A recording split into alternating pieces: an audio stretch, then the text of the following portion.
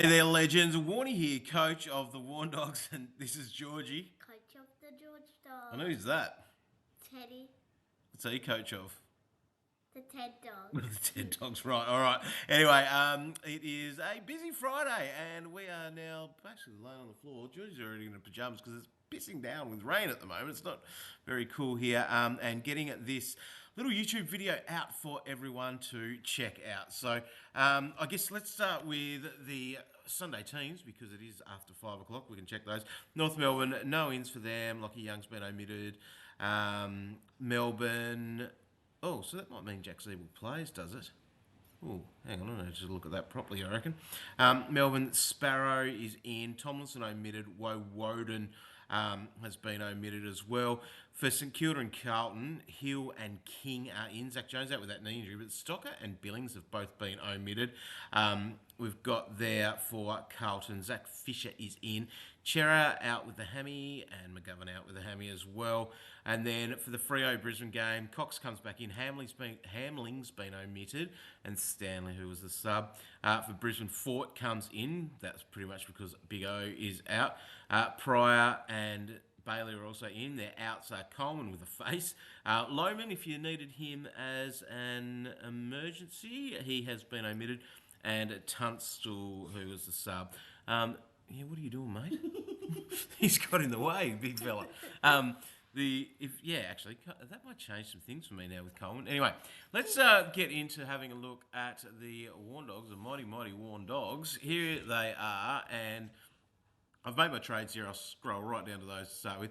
I've basically gone Hewitt out for Nankervis, which cashes me enough to be able to move Mills to Flanders. Now, I don't love that much because I'd like to be turning Mills into someone bigger. I could be going Hewitt down to like a basement and not stressing too much about that at all. But that is, that's still a potential move now. Now that I definitely know that old mate is out, I've got to do a little bit of thinking about this, I reckon. So that is where that is because Lohman is not in there because I'm playing the loop game of Himmelberg and Windhager. Himmelberg plays first this week, so he's on the Saturday night. Windhager is on the Sunday. I could obviously be trading out one of those guys and cashing right up, which would then allow, instead of getting a Flanders, getting in a big dog midfielder. But I've already got my Parish and I've got my Merritt, so they're already there. The other one in that as well. Oh, the OCD people. Oh, actually, there's a lot of OCD stuff that's not going to work here. Jack Steele should be up there. Parish should be there. I guess I had a few different moves and thoughts for this week, which did even include that Lockie Neal move.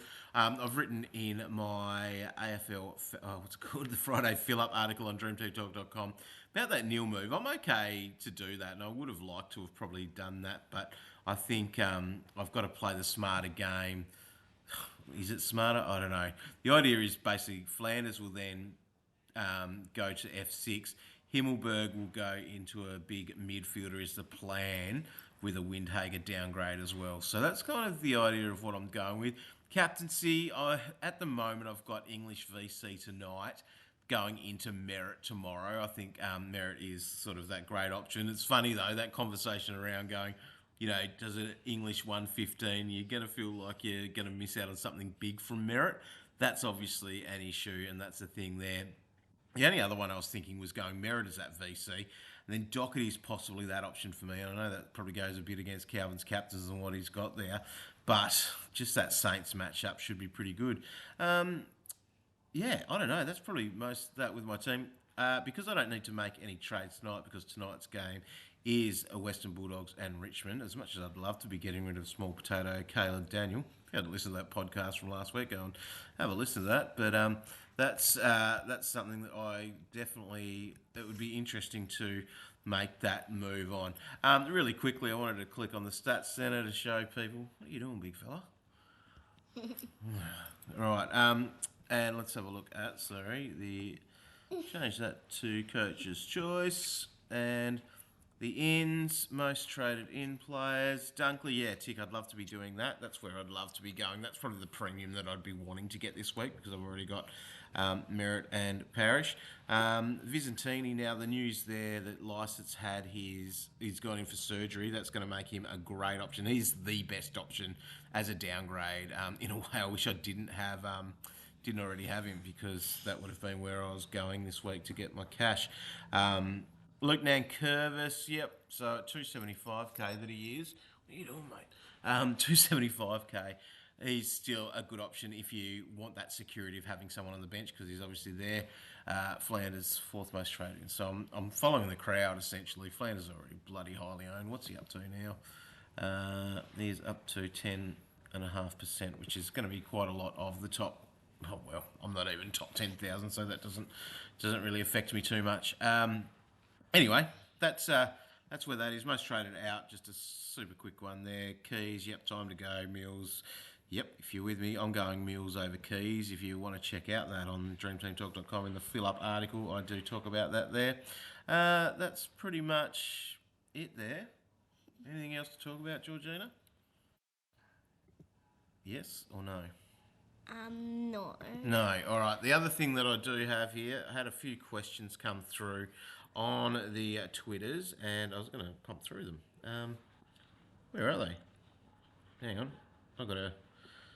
Here it is. Right. It's going to go through them. Cole Getty, how often do you put on a Friday night VC just to feel something? Yeah, I do like a Friday night vice captain. It is a nice thing to do. I am going to really think about that right up until that 750 lockout tonight to see what is the best option to go with. But it is nice.